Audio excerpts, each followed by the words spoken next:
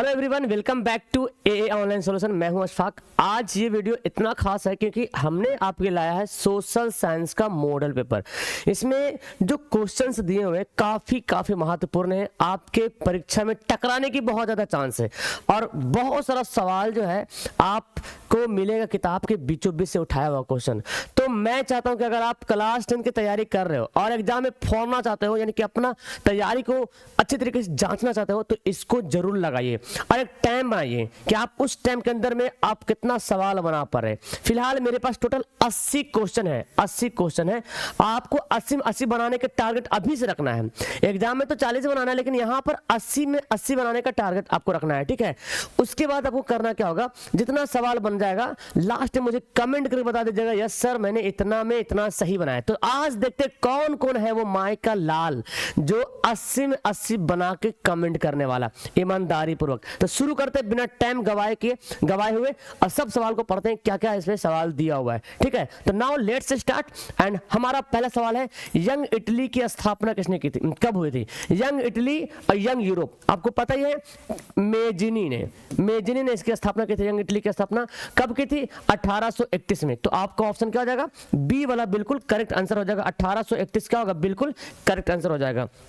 Next question पढ़ते हैं, Rowlatt act किस वर्ष से पारित हुआ था? तो रॉलेट एक्ट आपको बारे में पता है, इसके बारे में रॉलेट एक्ट कैसा था? बहुत ही काला कानून था, है ना। तो ये जो है 1919 में हुआ था, ऑप्शन नंबर बी। और इसी के बाद जो जालियांवाला बाग हत्याकांड हुआ था। नेक्स्ट पढ़ते हैं जी, अनामी दल की स्थापना किसने की थी? जोएन गुएन आई, फॉन वाई चाउ, बाओदाई, नरोत्तम सिन्हानुक। तो अनामी दल की स्थापना की थी जोएन गुएन आई। क्या नाम है? Dwayne गुएन I. Okay, option A बिल्कुल करेक्ट आंसर हो जाएगा। नेक्स्ट पढ़ते हैं, हिंद चीन में बसने वाले फ्रांसीसी को क्या कहे जाते थे? जो फ्रांसीसी हिंद चीन में आके बस जाते थे उसको बोला जाता था कोलोन। बहुत इंपोर्टेंट, याद कर लीजिएगा, कोलोन बोला जाता था। क्या? कोलोन बोला जाता था। नेक्स्ट क्वेश्चन है, लाल बाल पाल में कौन शामिल नहीं है? लाला लाजपत राय, ये तो शामिल है। विपिन चंद्र पाल, ये भी शामिल है। लाला हरदयाल, ये नहीं शामिल है। बाल गंगाधर तिलक, ये शामिल है। तो कौन शामिल नहीं है? विपिन चंद्र पाल, ये होगा आंसर। कौन शामिल नहीं है? लाल बाल पाल। ये जो है आजादी के समय जो है ना, जब अंग्रेज जिस समय शासन कर रहा था, तो ये जो है ना समझो कि एक तरह से जब क्रांतिकारी नेता था, क्रांतिकारी नेता, समझते हैं? क्रांतिकारी नेता, हाँ, क्रांतिकारी मतलब हम आजादी लेकर रहेंगे, आजादी को छीन कर रहेंगे, उसको बोला जाता है क्रांतिकारी नेता। तो लाल बाल पाल याद कीजिएगा, लाला लाजपत राय, विपिन चंद्र पाल और बाल गंगाधर तिलक, ये लाल बाल पाल तीनों क्रांतिकारी नेता का नाम यहाँ पे दिया हुआ है। नेक्स्ट है, 3 कठिया यानी कि 3/20 व्यवस्था किस प्रकार की खेती पर प्रचलित की गई थी? मतलब जो है 3 कठिया प्रणाली किस प्रकार की खेती पर लागू किया गया था? तो आपको पता है चंपारण में ना, चंपारण में ये वाला नियम लाया था अंग्रेजों ने, चंपारण में। और ये किसानों पर लाया था, किसानों पर ये नियम लगाया था जबरदस्ती नील की खेती करवाने के लिए। और नील की खेती करवाने मतलब एक बार नील की खेती हुआ तो 2-3 साल 4 साल तक जमीन बंजर, कोई अनाज ही नहीं उगेगा और उसको उतना मुआवजा नहीं मिलता था। तो भारतीय लोग जो किसान थे वो परेशान थे, तो इसीलिए जो है गांधी जी गए थे चंपारण और फिर सत्याग्रह किए थे। बंगाल का विभाजन कब हुआ था? मोस्ट इंपोर्टेंट क्वेश्चन है, बंगाल का विभाजन। बहुत बड़ा बदमाश बोले, है ना, लॉर्ड कर्जन 1905 में क्या कर दिया? बंगाल को 2 भाग में बांट दिया। एक तरफ मुस्लिम को आबादी कर दिया, एक तरफ हिंदू आबादी कर दिया, ताकि हिंदू मुस्लिम लड़ाई झगड़ा हो और हम अपना फायदा उठाए, ठीक है ना। तो वही तो नीति लाया था, फुट डालो और शासन करो। वही फुट डाला और शासन किया। और लेकिन इसको लास्ट में 1911 में क्या किया? रद्द किया गया। बंगाल विभाजन को रद्द किया किसने? लॉर्ड हार्डिंग ने। किसने? लॉर्ड हार्डिंग ने 1911 में इसको रद्द कर दिया है। तो रद्द करने से भाई यहाँ तो नफरत पैदा कर दिया, नफरत का बीज तो पहले ही बो दिया इन्होंने, है ना। नेक्स्ट है, औपनिवेशिक भारत की वाणिज्यिक राजधानी कौन सी थी? औपनिवेशिक भारत मतलब हुआ जब अंग्रेज लोग भारत में आके रह रहे थे, तो उनकी मतलब कौन वाणिज्यिक राजधानी कौन थी? कॉमर्शियल राजधानी, यानी कि जहाँ पे जहाज आना जाना, चूंकि पानी का जहाज वहां पे आता था ना, चूंकि अरब सागर किनारे है तो शिप वगैरह आना जाना वहां लगा रहता था, बंदरगाह वगैरह भी है। तो मुंबई को ही बोला जाता है वाणिज्यिक राजधानी, ठीक है ना। ऑप्शन नंबर ए हो जाएगा। नेक्स्ट पढ़ते हैं, Visvesvaraya iron and steel company कहाँ है? Visvesvaraya iron and steel company कहाँ है? ये बहुत इंपोर्टेंट। तो जमशेदपुर, भद्रावती, हीरापुर या राउरकेला, क्या होगा? Visvesvaraya iron and steel company जो है वो कहाँ है, वो है भद्रावती। भद्रावती कहाँ पड़ता है, कर्नाटक में पड़ता है भाई, कर्नाटक में। कहाँ पड़ता है, विश्वेश्वरैया भद्रावती कर्नाटक में पड़ता है। वैसे राउरकेला जानते हैं, राउरकेला इस्पात उद्योग केरल क्या बोलते हैं, उड़ीसा में पड़ता है। जमशेदपुर में तो है Tata iron and steel company Jamshedpur में।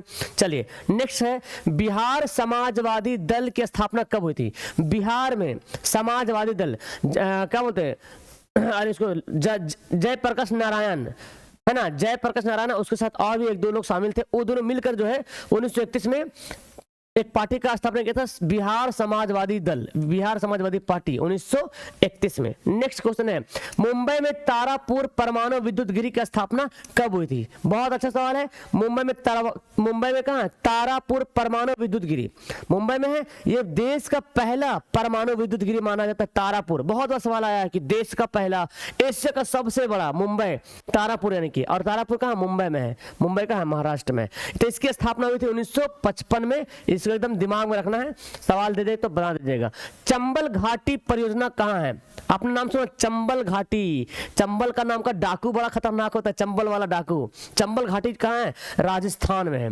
ओके, ऑप्शन हो जाएगा इसका सी वाला करेक्ट आंसर हो जाएगा। नेक्स्ट पढ़ते हैं, हेमेटाइट का उपयोग किसमें होता है। तो देखिए हेमेटाइट चूंकि लोहा का अयस्क है, हेमेटाइट है, मैग्नेटाइट है, हेमेटाइट है, मैग्नेटाइट है, ये क्या है, लोहा का अयस्क है, तो क्या हो जाएगा, लोहा का हो जाएगा। इसके बाद जस्ता का कुछ कुछ याद कर ले, जिंकाइट एकदम बड़ा इंपॉर्टेंट है भाई, जिंकाइट है, कैलेमाइन है, कैलेमाइन है, नोट कर लीजिएगा जिनको याद नहीं रहे।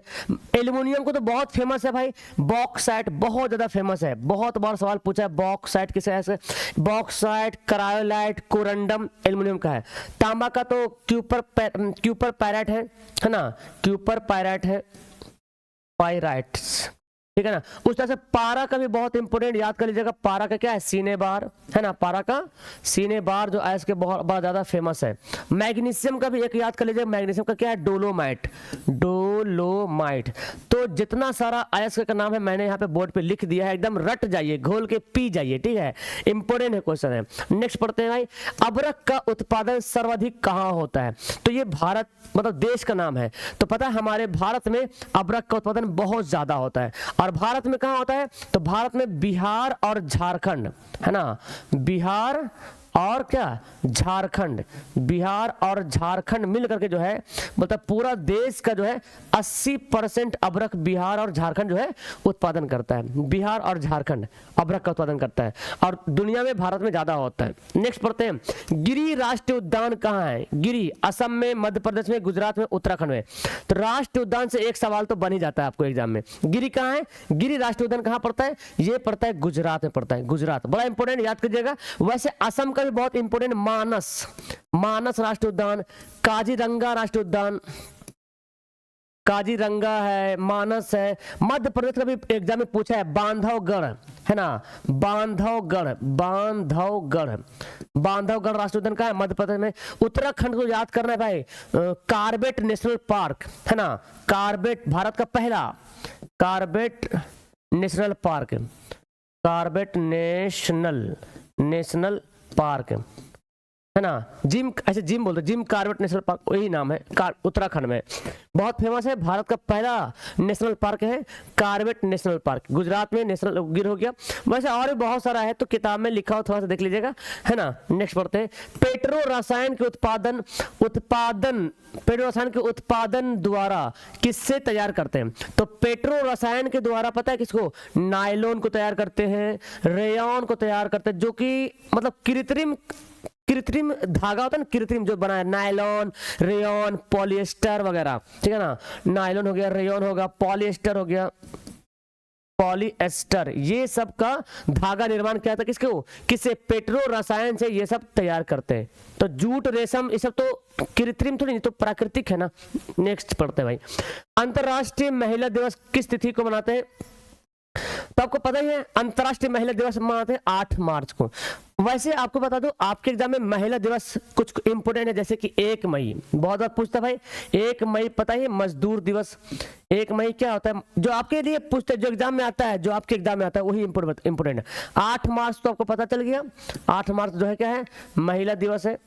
15 मार्च भी आपको मालूम है उपभोक्ता दिवस है ना, उपभोक्ता दिवस मनाते हैं। और तो ऐसा कुछ नहीं है, और ज्यादा होगा तो 5 जून है ना पर्यावरण दिवस, ये भी पूछा है 5 जून पर्यावरण दिवस। और तो कोई इंपॉर्टेंट है और होगा तो देख लीजिएगा, बाकी तो यहाँ पे आपके एग्जाम में यही सब पूछा है, बार बार रिपीट हुआ। नेक्स्ट बढ़ते हैं, अंगोरा ऊन किससे तैयार किया जाता है? तो ऊन का प्रकार है, नाम है अंगोरा, बकरी, खरगोश, भेड़, ऊंट। तो खरगोश के बाल से अंगोरा ऊन तैयार करते हैं। और पश्मीना भी एक होता है ऊन, पश्मीना। तो पश्मीना जो ऊन होता है ना वो भेड़ से तैयार करते हैं। और भेड़ जो है बकरी का ही नस्ल है। भेड़ क्या होता है? बकरी के जैसा होता है, बकरी का ही समझो नस्ल है, मतलब क्या बोलते हैं, मतलब ऊंचे किस्म का नस्ल भेड़ को बोला। तो भेड़ से पश्मीना और खरगोश से ऊन। नेक्स्ट है, देश में पहला वस्त्र पार्क ऑपेरल पार्क की स्थापना कहाँ हुई थी? पहला वस्त्र पार्क की स्थापना हुई थी तमिलनाडु में। कहाँ? तमिलनाडु में हुई थी। ऑप्शन नंबर बी हो जाएगा। आगे बढ़ते हैं कि कौन रबी फसल है? रबी फसल, खरीफ फसल, एकदम दिमाग में सेट रखिए, है ना। तो देखिए गेहूं हो जाएगा रबी फसल और धान हो जाएगा खरीफ फसल। इसी से ज्यादा सवाल पूछता है, रबी कौन है, खरीफ कौन है, रबी कौन है, खरीफ कौन है। तो गेहूं रबी फसल और धान क्या हो जाएगा, खरीफ फसल हो जाएगा। नेक्स्ट है, बिहार के किस जिले की प्रति व्यक्ति आय सबसे कम है? सबसे ज्यादा तो पढ़े हैं पटना में है, सबसे कम कहाँ है भाई? शिवहर में सबसे कम प्रति व्यक्ति आय है। पटना में क्या है? सबसे ज्यादा है कौन? कहाँ? पटना में। वैसे अगर राज्य की बात करें, राज्य के लेवल की अगर हम बात करें तो राज्य में जो है गोवा जो है पहला नंबर पर आता है ना। गोवा की प्रति व्यक्ति आय क्या है? सबसे ज्यादा है। और अगर सबसे कम की बात करें तो कौन हो जाएगा? बिहार की प्रति व्यक्ति आय क्या है? सबसे कम है। क्लियर? तो गोवा की प्रति व्यक्ति आय सबसे ज्यादा है और बिहार की कम है। बिहार में पटना की ज्यादा है और शिवहर का कम है। ठीक है। नेक्स्ट है, आधुनिक युग की प्रगति का श्रेय किसे कहा गया? मतलब आजकल जो डेवलप हो रहा है, जो तरक्की हो रहा है, किसके बल पे हो रहा? वो सब है भाई पैसा। बाबू न भैया, सबसे बड़ा रुपया, है ना। पैसा के बल पे ही सब आज डेवलप हो रहे हैं। देख लीजिए अपनी आंखों से देखिए, है ना। तो जो भी तरक्की कर रहा है, जो भी डेवलप कर रहा है, उसके पीछे बस एक ही चीज है, पैसा, है ना। मेहनत भी है बट पैसा ही मेन मकसद है, तब तरक्की हो रहा।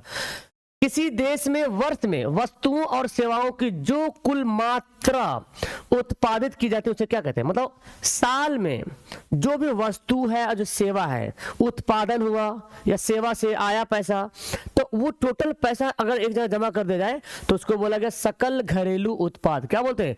GDP। चलो जल्दी से इसका आप लोग फुल फॉर्म कमेंट करो, जल्दी से फुल फॉर्म।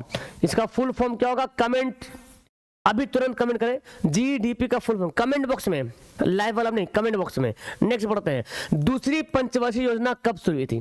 तो पहली तो पढ़े। अब पंचवर्षीय योजना जो है योजना आयोग बनाते हैं ना, ये जो है योजना आयोग के माध्यम से चलता है, योजना आयोग। योजना आयोग की स्थापना आपको मालूम है 15 मार्च 1950 योजना आयोग। तो पंचवर्षीय योजना पहला हुआ था 1951 से 56 तक पहला हुआ था, दूसरा 56 से 61 तक, है ना। ये है दूसरा। ऑप्शन क्या हो जाएगा? बी बिल्कुल करेक्ट आंसर हो जाएगा। नेक्स्ट बढ़ते हैं, भारत में नीति आयोग की स्थापना कब हुई थी? नीति आयोग, ये जो योजना आयोग था ना बाबू, योजना आयोग जो आप देख रहे हैं, योजना आयोग, इसी का नाम बदल कर रख दिया क्या? नीति आयोग। नाम चेंज कर दिया मोदी जी, नाम चेंज कर दिए, ठीक है ना। नीति आयोग नाम बदल गया। तो नाम बदला कब? 1 जनवरी 2015 को, 1 जनवरी 2015। देखिए गलती नहीं, टिक लगाना, ये ऑप्शन नंबर डी, 1 जनवरी 2015। तो अगर ध्यान से नहीं पढ़ेगा तो तुरंत आंसर दिमाग में ही आएगा, क्योंकि ये तो योजना आयोग का आंसर है, तो लेकिन दिमाग में ही फटाक से आ जाएगा। फिर आगे बढ़िए तो 1 जनवरी आएगा, मार दीजिए खटाक सा। देखिए जा रंगा गया तो गया काम से, आपका आंसर जहां रंगा गया आपका कहानी खत्म, 1 नंबर कट जाएगा। अगर आप पीछे से बना रहे हैं ना, पीछे से बना रहे हैं, तो ऊपर का अगर 50 सवाल बना था, पीछे गलत भी हो जाए तो कोई मतलब नहीं है। मैं क्या बोल रहा हूँ, अगर आपका जो OMR है यहाँ से एक लाइन से पूरा 100 तक है, तो आप पीछे से बनाइएगा ना, तो पीछे अगर गलत भी हो जाए तो ऊपर सही होगा ना, तो ऊपर का गिनेगा, पीछे का गलत होगा तो कोई मतलब है, उससे कोई मतलब नहीं, कोई दिक्कत नहीं है। ऊपर का सही होना चाहिए 50 गो कम से कम ऊपर से। लेकिन ऊपर से 50 क्वेश्चन आपको, जितना क्वेश्चन टच किया ना, जितना क्वेश्चन आपने बनाया टच किया, चाहे सही हो चाहे गलत हो, 50 तक गिनेगा, छोड़ देगा कॉपी आपका। तो ध्यान से रखना है आपको जी। नेक्स्ट पढ़ते हैं। भारत में राष्ट्रीय आय की गणना के प्रारंभिक प्रयास किसने किया था? प्रारंभिक प्रयास किसने किया था? पहले बार प्रयास किसने किया था कि राष्ट्रीय आय को गणना करना है? दादा भाई नौरोजी। कब किए थे? 1868 में किए थे दादा भाई नौरोजी ने पहली बार राष्ट्रीय आय का अनुमान लगाया था। नोट कौन जारी करता है? 10 रुपया, 5 रुपया, 50, 20, 30, 30 तो ना है, मतलब 10 के 5 से ऊपर वाला जितना सारा नोट आ जाए, जितना नोट आ जाए वो कौन जारी करेगा? रिजर्व बैंक ऑफ इंडिया, यानी कि RBI करता है। इसके बारे में एक सवाल तो पढ़ना है। 1 अप्रैल 1935 में इसकी स्थापना हुई थी, ये सवाल पूछता है। और इसका हेडक्वार्टर कहाँ है? इसका हेडक्वार्टर है मुंबई में। कहाँ है भाई? मुंबई में इसका हेडक्वार्टर है जी। क्लियर? चलिए नेक्स्ट पढ़ते हैं। साख के मुख्य आधार क्या है? साख मतलब होता है विश्वास। अगर आप पे विश्वास है तो हम मांगेंगे पैसा, तो बोलिएगा पहले देखते हैं ऋण कितना पैसा मांग रहे हैं, समय भी देखिएगा, व्यक्ति का चरित्र भी देखिएगा। मतलब साख का मतलब विश्वास होता है। इसमें आता है कर्जा देने वाला, कर्जा लेने वाला, 2 आदमी इसमें शामिल होता है। तो अगर मैं आपसे जाऊं पैसा मांगने के लिए, तो देखिएगा ना आदमी कैसा है, कब लौटाएगा पैसा, कितना दिन के लिए दें इसको, है ना, और लौटाने की क्षमता है कि कुछ करता है कि ऐसे ही खाली बस लौटा देंगे। 2 लाख मांग लिए हम दे देंगे, और हम जानेंगे तो पहले कि वो देगा कैसे। वो तो जब बैंक से लोन जाइएगा लेने के लिए ना, बैंक से जाइएगा लोन लेने के लिए, तो आपसे पूछेगा आपके पास कितना जमीन जायदाद है, आप क्या करते हैं, कितना दिन के लीजिएगा, सब पूछता है। और आपका कैरेक्टर भी देखेगा, कहीं लफंगा चोर डाकू तो नहीं आप है, मतलब सही इंसान है ना, मतलब विटनेस भी मांगेगा। तो ये सब इसमें आता है। इसमें और भी है, बहुत कुछ है। भारत की आर्थिक व्यवस्था कैसी है? भारत की अर्थव्यवस्था मिश्रित है ना। समाजवादी कहाँ पड़ता है? चाइना में, चीन में समाजवादी है। पूंजीवादी कहाँ है? पूंजीवादी तो बहुत देश में, अमेरिका है, जापान है, बहुत सारा देश है। और भारत जो है वो मिश्रित है, दोनों का मिलके चलता है यहाँ पे इकोनॉमिक। इनमें से कौन संस्थागत संस्थान है?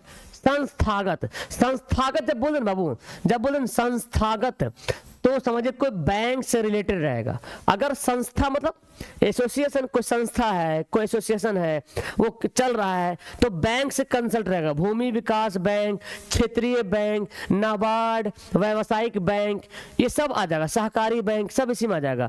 और बाकी महाजन, रिश्तेदार, व्यापारी, ये हो जाएगा गैर संस्थागत। जाहिर सी बात है, अगर आप मेरे से पैसा मांग रहे हैं, अगर आप मेरे से पैसा मांग रहे हैं, तो मैं एक संस्था थोड़ी ना हूं, मैं तो इंसान हूं ना, मैं एक संस्था नहीं हूं, मेरे पास संस्था नहीं चल रहा कि कहीं से पैसा आ रहा, नहीं, मैं खुद से अपना पॉकेट से दूंगा। तो महाजन, और महाजन सबसे लोकप्रिय माना जाता है, गैर आर्थिक में महाजन लोकप्रिय माना जाता है। नेक्स्ट पढ़ते हैं। राजनीतिक दलों की नींव सबसे पहले किस देश में हुई थी?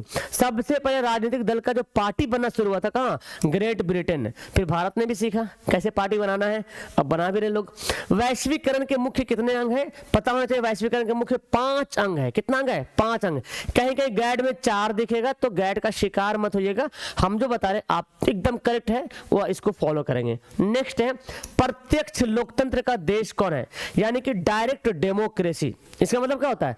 जिस देश में डायरेक्ट डेमोक्रेसी हो, मतलब अगर उस देश में कोई कांड होता है, कोई घटना घटती है, तो जनता ही फैसला ले लेती है। सपोज दैट अगर एक एरिया है, उसमें किसी ने किसी को मर्डर कर दिया, तो मर्डर कर दिया, तो उस मर्डर जो पका गया, जो मर्डर करने वाला दोषी करार पा गया, तो वहां के जनता डिसाइड करेगी इसको मारें कि क्या करें। लेकिन भारत में ऐसा नहीं होता है ना, भारत में कोर्ट कचहरी कानून, और भारत में बेस्ट है। हो सकता है ऐसे में तो गलत नहीं पकड़ा सकता है, इल्जाम भी लगाया जाता है, हाँ यही है, लेकिन भारत में क्या है, जांच पड़ताल होगा, विटनेस आएगा, कोर्ट कचहरी, वकील, कानून, जज, सब चलेगा। तो ये है सिर्फ स्विट्जरलैंड में। बाकी ये सब क्या है? अप्रत्यक्ष। अप्रत्यक्ष, हाँ जी, देखिए ब्रिटेन में भी अप्रत्यक्ष है, ब्रिटेन में भी अप्रत्यक्ष है, अप्रत्यक्ष, ठीक है ना। तो स्विट्जरलैंड में एक देश है जो प्रत्यक्ष लोकतंत्र वहां माना जाता है। अरस्तु कहाँ का दार्शनिक था? अरस्तु जो है यूनान के रहने वाला था। कहाँ का? यूनान के रहने वाला था। वर्तमान में नेपाल की शासन प्रणाली कैसी है? नेपाल में अभी जो शासन प्रणाली है वो है लोकतंत्र है। 2006 में पुनः लोकतंत्र हुआ था, उससे पहले है ना गुलाम बना था, उससे पहले भी लोकतंत्र था, लेकिन फिर गुलाम बना, फिर जो है लोकतंत्र लागू हुआ 2006 में। नेक्स्ट है, किसे लोकतंत्र का प्राण माना जाता है? सब के सब क्वेश्चन एकदम इंपॉर्टेंट है। लोकतंत्र का प्राण किसको कहते हैं बताओ? राजनीतिक दल को बोला गया लोकतंत्र का प्राण। नेशनल पार्टी को क्या बोला गया? लोकतंत्र का प्राण बोला गया। लोकतंत्र का कौन सा सही गुण नहीं है? देखिए, समानता का पोषक, मतलब लोकतंत्र जहां पे होगा, जहां पे कानून होगा, जहां पे संविधान होगा, तो संविधान बोलेगा समानता का पोषक, मतलब सभी को बराबर का अधिकार दिया जाए। तो बिल्कुल सही बात है, गुण तो सही है। व्यक्ति की गरिमा में वृद्धि, बिल्कुल, अगर व्यक्ति अच्छा काम करता है तो उसको मोटिवेट किया जाए, उसको अवार्ड दिया जाए, सही बात है। बहुसंख्यकों का शासन, ये गलत है ना। अब लोकतंत्र में कोई एक ही आदमी शासन करेगा ना, जो चुनाव जीत के जाएगा वही शासन करेगा। तो हर कोई थोड़ी शासन करेगा, वो बोलेगा हम भी प्रधानमंत्री बन जाएंगे, वो बोले हम भी प्रधानमंत्री बन जाएंगे, ऐसा नहीं। विभिन्न समस्याओं का सामंजस्य की क्षमता, बिल्कुल सही बात है। ऑप्शन हो जाएगा सी वाला। लोकतांत्रिक देशों में फैसले लेने में विलंब होता है, क्यों होता है? किसके द्वारा? अफसर फैसला नहीं करता है, जनप्रतिनिधियों द्वारा, जो जनता का जो प्रतिनिधि है उसके द्वारा देर होता है। लेकिन राजतंत्र में देर नहीं होता है। जैसे मान लो सऊदी अरब आपने देखा होगा, है ना, किसी ने रेप कर दिया, डायरेक्ट मौत की सजा, डायरेक्ट फांसी। चोरी किया, हाथ कट जाएगा डायरेक्ट। वो इतना खतरनाक वहां पे रूल बना हुआ है सऊदी में, तो वहां पे फैसला लेने में देर नहीं होता है। 15वीं लोकसभा का चुनाव कब हुआ था बताइए? 2009 में 15वीं हुआ था, याद कर लीजिएगा। 2009 में 15वीं हुआ था, 2014 में जो है 16वीं हुआ था भाई, फिर 2017 में 2019 में 17वीं हुआ था। अब होने वाला 2024 में होने वाला जो आपका एग्जाम होगा 18वीं। तो देख लीजिए, है ना, कोई एक सवाल पूछ लेगा आपसे। एक उत्तरदायी और वैध शासन कौन है? लोकतंत्र ही एक ऐसा सरकार है जो उत्तर जिम्मेदार शासक है, जिसको आप वोट दीजिएगा, जिसको चुनिएगा, वो जिम्मेदारी होगा भाई हम जनता से वोट लिए, इसका काम नहीं करें तो आने वाला 5 साल फिर हमको लात मार के भगा देगा, ठीक है ना। तो ये जिम्मेदार शासक होता है लोकतंत्र में। कौन भारतीय किसान यूनियन के नेता थे? Most important, Mahendra Singh Tikait. और बिहार के कौन नेता थे? बिहार के दलित नेता कौन थे? बिहार के दलित नेता कौन थे? बाबू जगजीवन राम। जगजीवन राम बिहार के दलित नेता थे। बाबू, इसको बाबू टाइटल मिला है, बाबू जगजीवन राम। बाबू ऐसे बोलते बापू, गांधी जी बाबू हो गए ये। उसी प्रकार बहुत सारे हैं। नेक्स्ट पढ़ते हैं, विश्व व्यापार संगठन का अस्तित्व में कब आया? विश्व व्यापार संगठन कब अस्तित्व में आया, मतलब इसकी स्थापना कब हुई? WTO की ना, वर्ल्ड ट्रेड ऑर्गेनाइजेशन की स्थापना 1995 में। कहाँ हुई थी बाबू? जेनेवा में हुआ था। कहाँ हुआ था बाबू? और आप लोग भी तो मेरे लिए बाबू ही तो है ना, जिनेवा में हुआ था। नेक्स्ट पढ़ते हैं, औद्योगिक क्रांति सबसे पहले किस देश में हुई थी? कहाँ हुई थी औद्योगिक क्रांति? कहाँ हुई थी सबसे पहले? सबसे पहले इंग्लैंड में शुरू हुई थी। और किससे? वस्त्र उद्योग से। वस्त्र उद्योग से शुरू हुई थी औद्योगिक क्रांति, कपड़ा वाला उद्योग से। जो कपड़ा एक ऐसा चीज है जो हर व्यक्ति को चाहिए, चाहे गर्मी हो, जाड़ा हो, बरसात हो, 2 रोटी कम खाएगा लेकिन कपड़ा पहनेगा भाई, ठीक है ना। तो इसकी जो ज्यादा थी, इसीलिए इसकी जो है क्रांति सबसे पहले मानी जाती है। आधुनिक काल में औद्योगिकरण ने किसी के स्वरूप को गहन रूप से प्रभावित किया? मतलब अभी के टाइम में जो औद्योगिक क्रांति आया है ना, तो सबसे ज्यादा प्रभावित किसको किया? कस्बा को, बंदरगाह को, शहरीकरण को या ग्रामीणकरण को? क्या होगा? शहरीकरण को। क्योंकि शहर में फैक्ट्री स्थापित करना बड़ा आसान था, घोड़ा गाड़ी वगैरह का इंतजाम था, है ना, बिजली का भी इंतजाम। तो नए नए मशीन का स्थापना करना, नए नए कारखाना बनाना, तो शहर में ज्यादा होने लगा, शहर ज्यादा डेवलप होना शुरू हुआ। तो ऑप्शन हो जाएगा बी। मगध राज्य की प्राचीनतम राजधानी कहाँ थी? पता है ना, राजगीर ही। और इसी को हम लोग बोलते हैं राजगीर बोलते, क्या बोलते हैं? राजगीर। और यही क्या है? यही जो है वो क्या है, क्या बोलते हैं उसको? देखो याद नहीं, रोपवे, रोपवे बोलते हैं ना उसको, मेरू रज्जू बोलते हैं, रोपवे ना, हिंदी में बोलते हैं, इंग्लिश में बोलते हैं रोपवे है, रोपवे। रस्सी वाला हिंदी में देखो क्या नाम इसका आता है एग्जाम में, रस्सी से आता है, एग्जाम दिमाग में नहीं आ रहा, रज्जू मार्ग है, रज्जू मार्ग है रज्जू मार्ग बोला गया। तो बिहार में केवल राजगीर में रज्जू मार्ग है। नीचे से मतलब बना होता है पहाड़ पे जाने के लिए, गाड़ी मतलब बना होता है, मतलब गाड़ी बना होता है, गाड़ी जैसा रहता है, फिर ऐसे भी ओपनली भी दोनों टाइप का बन गया है बिहार राजगीर में। पेरिस शांति समझौता कब हुआ था? 1919 में। 1919 में चौरा चौरी कांड के बाद महात्मा गांधी ने किस असहयोग आंदोलन को वापस ले लिया था? तो सभी क्या होगा? असहयोग आंदोलन। इसकी शुरुआत हुई थी 1920 में, लेकिन 1922 में हुआ था चौरा चौरी कांड। कब हुआ था? 1922 में। चौरा चौरी कहाँ पड़ता है? गोरखपुर, उत्तर प्रदेश में। गोरखपुर एक जगह है, गोरखपुर। वहां जो है 22 गो पुलिस को जिंदा जला दिया था क्रांतिकारियों ने। तो गांधी जी बोला था हम तो कर रहे हैं भाई, किस लिए? आजादी के लिए, अहिंसात्मक रूप से। यहाँ हिंसा हो गया तो वापस ले लिया इन्होंने। खिलाफत आंदोलन पता ही है, 1919 में। सविनय अवज्ञा आंदोलन 1930 में। भारत छोड़ो आंदोलन 1942 में। ठीक है, चलिए नेक्स्ट पढ़ते हैं। इनमें से किसे बादशाह खान या सीमांत गांधी कहा जाता है? बादशाह खान, सीमांत गांधी। किसको बोला गया? खान अब्दुल गफ्फार खान को बोला गया सीमांत खान, बादशाह खान। ठीक है, नेक्स्ट पढ़ते हैं। विश्व में सबसे पहले मुद्रण की शुरुआत कहाँ हुई थी? चीन में। चाइना में सबसे पहले मुद्रण की शुरुआत हुई। सबसे पहले प्रिंटिंग की शुरुआत कहाँ होती है? मुद्रण मतलब क्या होता है? प्रिंटिंग। मुद्रण मतलब प्रिंटिंग, समझते हैं ना? प्रिंटिंग जो हम लोग पढ़ते हैं, किताब जो छपा वही प्रिंटिंग हुआ। प्रिंटिंग की शुरुआत हुई थी चाइना में। और जो गुटेनबर्ग थे, गुटेनबर्ग कहाँ के थे भाई? ये थे जर्मनी के, है ना? जर्मनी थे। इन्होंने सबसे पहले जो बाइबिल का नाम का किताब छापा था। बाइबिल, कौन किताब? बाइबिल जो है किताब जो पहली बार छापा था। ठीक है। अमृत बाजार पत्रिका का प्रकाशन कब किसने आरंभ किया? अमृत बाजार पत्रिका वही पत्रिका है जब आया था वर्नाक्यूलर प्रेस एक्ट। क्या था बताओ? वर्नाक्यूलर प्रेस एक्ट आया था। प्रेस एक्ट कानून बना था 1878 में, है ना भाई साहब? 1800 की 1900 है, ये कन्फ्यूज हो गया मैं। 1978 तो नहीं, 1978 कहाँ से होगा भाई? 1900 तो देश आजाद हो गया 1878 में, ठीक है ना? तो उस मतलब कानून था कि मेरे खिलाफ कोई नहीं छापेगा, अगर छापेगा तो दिक्कत होगा। तो अमृत बाजार पत्रिका था, रातों रात अपना लैंग्वेज बदल लिया था, भाषा बदल लिया था। तो मोतीलाल घोष जो इसके संस्थापक माने जाते हैं, मोतीलाल घोष, ठीक है ना? वैसे राजा राम मोहन राय के बारे में एक आता है मीरातुल उरूस,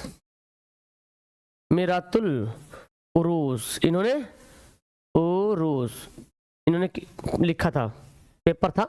भिलाई लोहा इस्पात संयंत्र कहाँ है? भिलाई, बताइए भिलाई कहाँ है? भिलाई पड़ता है छत्तीसगढ़ में। भिलाई लोहापुर कहाँ है? छत्तीसगढ़ में। पश्चिम बंगाल में एक सवाल बनता है, रानीगंज कोयला खान, रानीगंज, है ना?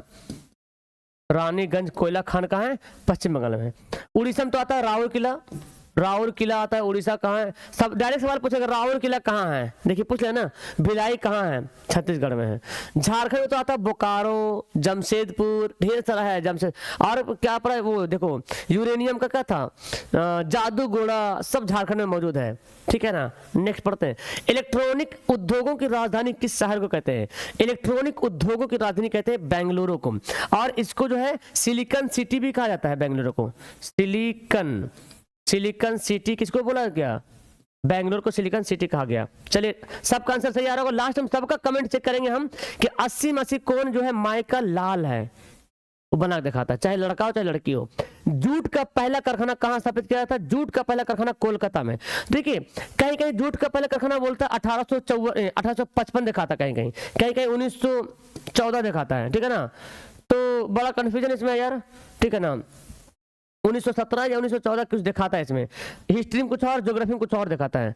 खैर इसमें एक सवाल आया था 1917 वाला सवाल आया था 1917 में, जूट का पहला कारखाना। लेकिन हमको लगता है कुछ 1900 तो बहुत दूर पहुंच गया, पहले होना चाहिए।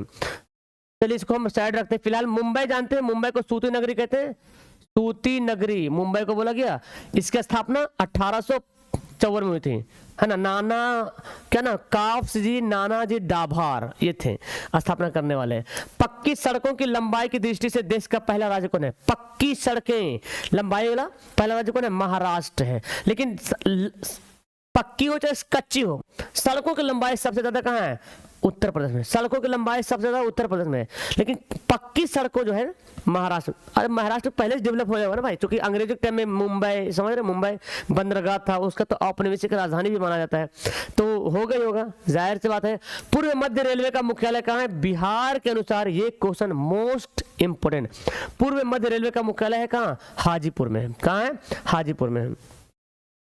नेक्स्ट पढ़ते हैं, भूपटल के नीचे का वह स्थल जहां भूकंपीय कंपन प्रारंभ होता है। भूपटल के नीचे, ध्यान से बनाए, नीचे मतलब अंदर, जमीन के अंदर। तो नीचे बोलेगा तो बोलेंगे भूकंप केंद्र।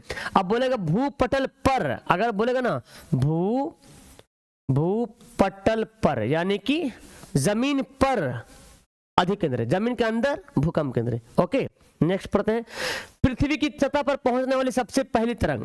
तरंग 3 प्रकार का होता है, PSL, ठीक है ना, लेकिन P तरंग जो पहले पृथ्वी पहुंचती है। पहले तरंग कौन पहुंचती है? P तरंग सबसे पहले पहुंचती है पृथ्वी पर। नेक्स्ट पढ़ते हैं, नेक्स्ट क्वेश्चन देखिए, भारत में सबसे खतरनाक जोन किस जोन को कहते हैं? जो भूकंप आता ना तो कुछ एरिया को मतलब जोन में डिवाइड कर दिया कि ई जोन में कम भूकंप आएगा, मतलब अनुमान लगाया गया है ई जोन में इससे ज्यादा आएगा, ई जोन में इससे ज्यादा आएगा। तो जोन 5 जो बहुत खतरनाक माना जाता है, जोन 5 बहुत खतरनाक है ना। गुजरात का कच्छ किरण, आपका उत्तराखंड का इलाका वगैरह बड़ा खतरनाक है। आए साल देखिएगा, आए दिन सुनते रहते होंगे कि भूकंप आ गया, वहां पे ये हो गया है ना। नागार्जुन सागर परियोजना किस नदी पर है? नागार्जुन कृष्णा नदी पर है। कहाँ पे? नागार्जुन सागर बांध कृष्णा नदी पे। सतलज पे है ना भाखड़ा नांगल बांध, भाखड़ा नांगल डैम यानी कि बांध, भाखड़ा नांगल बांध सतलज नदी पे है, ठीक है ना। आकस्मिक प्रबंधन के कितने घटक हैं? 3 घटक हैं। एक प्रशासन, मैंने बताया प्रशासन लोग होगा, फिर कुछ अगर आपने कुछ ऐसे बना लिया, कोई लोग मिल करके एक संस्था बना लिया तो होगा, या तो आदमी लोग होगा, मोहल्ला के लोग होगा, 3 होगा, ठीक है ना। भूकंप मतलब जब भूकंप वगैरह आ गया, जब सुनामी आ गया, जब बाढ़ आ गया, तो उस समय कौन कौन मदद करेगा आपको? एक तो प्रशासन मदद करेगा, एक अगर आपका कोई ग्रुप वगैरह वैसे चल रहा होगा तो मदद करेगा, और एक गली मोहल्ला के लोग मदद करेगा। किसके नेतृत्व में 1977 में जनता पार्टी की सरकार का गठन हुआ था? मोरारजी देसाई। पहली बार सरकार का गठन भी हो गया था, सरकार बना भी था, और पार्टी की स्थापना भी 1977 में, और सरकार भी बनकर तैयार हो गया था 1977 में, है ना। बड़ा लकी आदमी था। इसको बोला गया गैर कांग्रेसी सरकार, पहली बार गैर कांग्रेसी सरकार। नेक्स्ट है, हमारे राज्य में सहकारी बैंक कितने स्तर पर काम करती है? हमारी, बड़ा इंपॉर्टेंट सवाल है। हमारे राज्य में सहकारी बैंक 3 स्तर पर काम करती है। एक है ग्राम स्तर पर, एक है जिला स्तर पर, एक है राज्य स्तर पर, ठीक है ना। ये 3 स्तर पे हमारे राज्य में जो है सहकारी बैंक काम करती है, ठीक है। चलिए, तो नेक्स्ट है, इनमें से कौन आर्थिक विकास का क्षेत्र है? कृषि है पहला क्षेत्र है, उद्योग है दूसरा क्षेत्र है, सेवा जो है तीसरा क्षेत्र है। तो ये तीनों है आर्थिक विकास का क्षेत्र है। क्लियर? नेक्स्ट पढ़ते हैं, इनमें से कौन गैर आर्थिक आधारभूत संरचना है? गैर आर्थिक, एक होता आर्थिक, होता गैर आर्थिक। जब गैर आर्थिक बोले तो क्या होगा? शिक्षा, स्वास्थ्य और सेवा। शिक्षा, स्वास्थ्य, सेवा, ये तीनों आएगा गैर आर्थिक। बस याद कीजिए तीनों, शिक्षा, स्वास्थ्य, सेवा में गैर आर्थिक आ जाएगा। बाकी आर्थिक में ऊर्जा, यातायात, संचार, परिवहन, दुनिया भर का हो जाएगा उसमें, ठीक है। नेक्स्ट है, किसको प्राथमिक क्षेत्र कहते हैं? बता दिया अभी, कृषि क्षेत्र को बोलते हैं प्राथमिक क्षेत्र। सिर्फ कृषि नहीं शामिल है इसमें, और भी आएगा खनन करना, है ना, पशुपालन भी इसी में आ जाएगा, मत्स्य पालन इसी में आ जाएगा, मत्स्य पालन,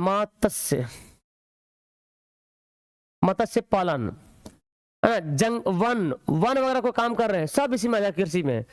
उद्योग में क्या आएगा? बिजली उत्पादन हो जाएगा, कोयला से कुछ बना रहे हैं तो हो गया, या तो फिर खिलौना उत्पादन हो गया, मतलब जो उत्पादन मैन्युफैक्चर का काम हो रहा है, कंप्यूटर बन रहा है, ये बन रहा, वो बन रहा। सेवा से क्या हो गया? संचार है, परिवहन है, जैसे मैं पढ़ा रहा हूँ, शिक्षा दे रहा हूँ, तो भाई सेवा हो रहा, तो सेवा आ जाएगा इसमें। नेक्स्ट है, poverty and un-British rule in India.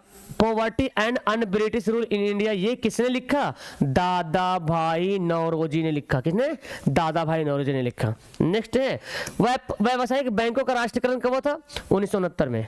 जो कॉमर्शियल बैंक है जैसे पीएनबी, एसबीआई, यूबीआई, जो भी है, जितने सारे बैंक है, इलाहाबाद बैंक वगैरह, सब बैंक जो है माना जाता है किसमें? व्यावसायिक बैंक।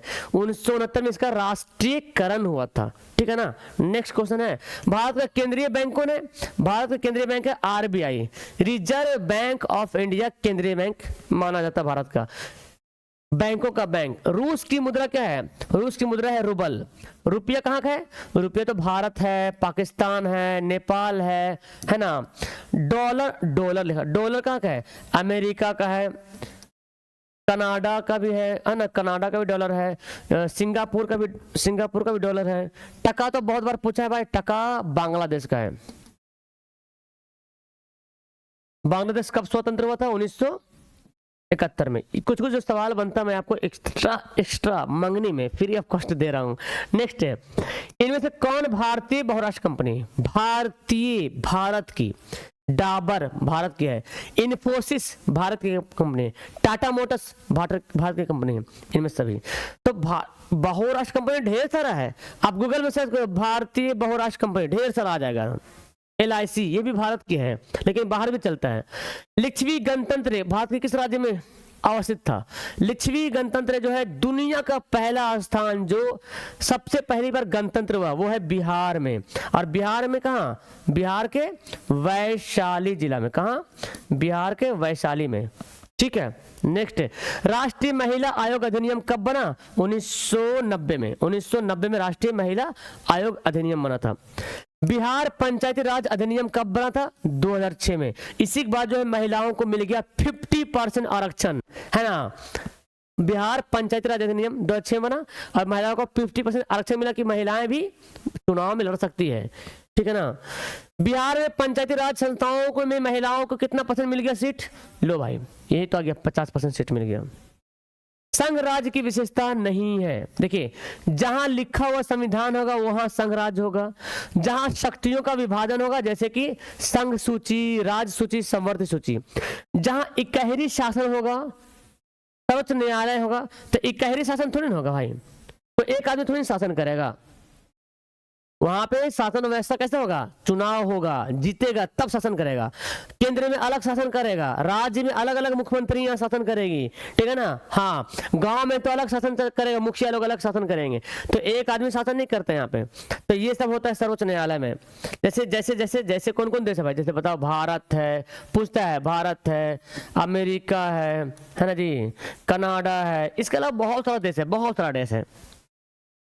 2011 में भ्रष्टाचार के विरुद्ध में आंदोलन हुआ था। 2011 में, उस समय मैं मैट्रिक एग्जाम दे रहा था, उस समय आंदोलन चला था। अन्ना हजारे, अभी भी शायद पता नहीं ये हयात में है कि नहीं, जहन में नहीं है, बट अन्ना हजारे भूबड़े हैं। और उसी के बाद जो है अरविंद केजरीवाल की पार्टी बनी थी, आम आदमी पार्टी। अरविंद केजरीवाल भी इसी में शामिल थे, अन्ना हजारे में। ठीक है, नेक्स्ट पढ़ते हैं भाई। भारत के मुख्य निर्वाचन आयुक्त कौन चुनता है? मुख्य निर्वाचन आयुक्त मतलब हो गया चीफ इलेक्शन कमिश्नर को कौन चुनता है? राष्ट्रपति शपथ दिलाता है ना। नेक्स्ट है, 1971 के आम चुनाव में कांग्रेस ने नारा दिया था गरीबी हटाओ, और उसके बाद बनी थी मुख्यमंत्री कौन? प्रधानमंत्री कौन बनी थी? इंदिरा गांधी। और उसी के बाद 1975 में जो है एकदम देश में पैसा की कमी हो गया तो आपातकाल हो गया, तो आपातकाल लागू, आपातकालीन, आपातकाल लागू हो गया था, आपातकाल लागू हुआ था 1975 में। जनता, आपातकाल लागू होना मतलब सब जनता का पैसा सीज हो जाना। बैंक अब वो पैसा खर्च करेगी देश पे, तो भाई आदमी के पास पैसा नहीं रहेगा, कैसे निकालेगा बैंक से? महंगाई बढ़ जाएगा, भ्रष्टाचार ही बढ़ेगा, करप्शन, 2 रुपये जगह सामान 100 रुपये मिलेगा। तो ऐसे में गुस्सा हुआ जनता और 1977 में मोरारजी देसाई को वोट देकर जिता दिए थे। जनता दल यूनाइटेड नामक राजनीतिक दल का जो है चुनाव है क्या है? JDU। क्या भाई? तीर छाप है JDU का। बाकी तो जानते हैं लालटेन तो RJD है, बंगला लोजपा ना, कमल का फूल खिल रहा है जो अभी। नेक्स्ट पढ़ते हैं, ये आपका होमवर्क रहेगा। कौन संवर्ती सूची में आता है? अच्छा चलो मैं इसको होमवर्क बता, संवर्ती शिक्षा में है, शिक्षा। आपको होमवर्क ये रहेगा, आप अगर रियली पढ़ रहे हैं तो मुझे बताइएगा संवर्ती सूची किसे कहते हैं। 2 नंबर का सवाल आता है, समवर्ती सूची किसे कहते हैं? चलिए थोड़ा देखता हूं कौन कौन बच्चे कमेंट करते हैं इसके बारे में, किसे कहते हैं ये बताइए। समवर्ती सूची किसे कहते हैं? इसका आंसर, डेफिनेशन कमेंट बॉक्स में छापिए।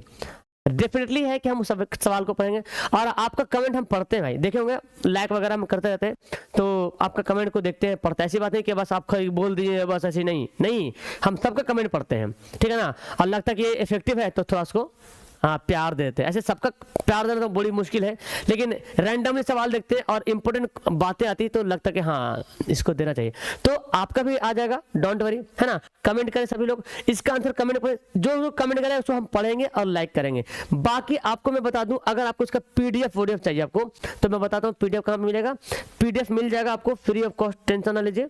बाकी जो पेड बैच में उनको भी मिलेगा।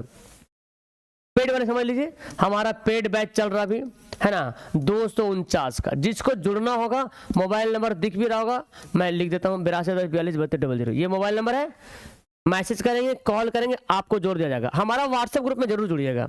व्हाट्सएप ग्रुप में कैसे जुड़े सर, देखिए मैं बताता हूँ कैसे जुड़ना व्हाट्सएप ग्रुप में। ध्यान से खोलिएगा, यहाँ पे लिखना आपको ए ऑनलाइन सॉल्यूशंस लिखना, ठीक है ना, एस लगा दीजिएगा यहाँ पे, ए ऑनलाइन सॉल्यूशंस लिखना है, आएगा। तो देखिए आ गया यहाँ पे, देखिए ए ऑनलाइन सॉल्यूशंस आ गया, देखिए तीसरा नंबर में आया। ये भी अपना है, ये भी अपना, ये तो ये थोड़ा दोनों बूढ़ा हो गया, ठीक है, पुराना हो गया। नया वाला देखो ये आ गया, ध्यान से सॉल्यूशंस लिखा रहेगा, सॉल्यूशंस। यहाँ पे क्लिक करेंगे, क्लिक करते ऐसे खुलेगा, ठीक है ना। यहीं पे आपको सब पूरा पीडीएफ वगैरह मिलने वाला है एकदम। इसको ध्यान से देखिए, यहीं पे मिलेगा पीडीएफ, ऐसे ही रहेगा, है ना। ए ऑनलाइन सॉल्यूशन रहेगा लिखा हुआ, सॉल्यूशन से लिखा रहेगा। ओके, यहाँ पे मेरा फोटो भी नहीं है, मेरा फोटो लग जाएगा तो थोड़ा अच्छा लगेगा। बाकी ऐसे भी डाला हुआ है, जाके पढ़िए। तो यहाँ पे आप लोग जाओ और यस नो का नोटिफिकेशन आएगा, उसको यस कर देना, आपके पास मैसेज जाता रहेगा, ठीक है। तो ये हो गया। बाकी हाँ सर, ग्रुप चैनल से कैसे करें, तो एक तो मोबाइल नंबर से मैसेज कीजिएगा ना, तो आपको जोड़ देगा। जैसे कोई भी खोल लीजिए एक ठो, जैसे एक सोशल साइंस खोल लेते हैं, ठीक है ना, खोल दे भाई।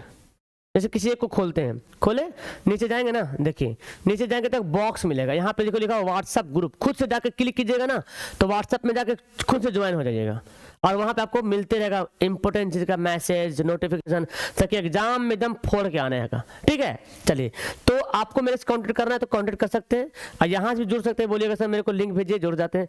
बाकी आप लोग आंसर कमेंट कर दीजिए, हम आपके आंसर का इंतजार करेंगे। कौन कौन बंदा समवर्ती सूची के बारे में कितना जानता है, कम से कम 4-5 लाइन लिख दीजिए। ओके, तो लास्ट करें वीडियो को। कैसी लगी आज की क्लास, कितना नंबर आया आपका, 80 में आपने कितना बनाया, मैं तो आंसर बता दूं, 80 में आपने कितना बताया और आपका आंसर कितना आया, कितना मार्क्स आया, वो कमेंट कर दीजिएगा। दोस्तों को शेयर करना मत भूलिए और लाइक वाला बटन दबा दीजिए, ठीक है ना। और एकदम मन लगा के पढ़िए, ठीक है ना, एकदम मन लगा के, फोड़ देना है, कलम तोड़ के लिखना है, कॉपी फाड़ के लिखना है, ठीक है। हाँ, एकदम मन लगा के पढ़िए। तो चलते हैं, फिर मिलते हैं। तो एक प्यारा सा कमेंट कर दीजिए आप लोग, ताकि मैं भी पढ़ूं तो मेरे को भी मन खुश हो जाए। Okay, that's all, thank you everyone, bye.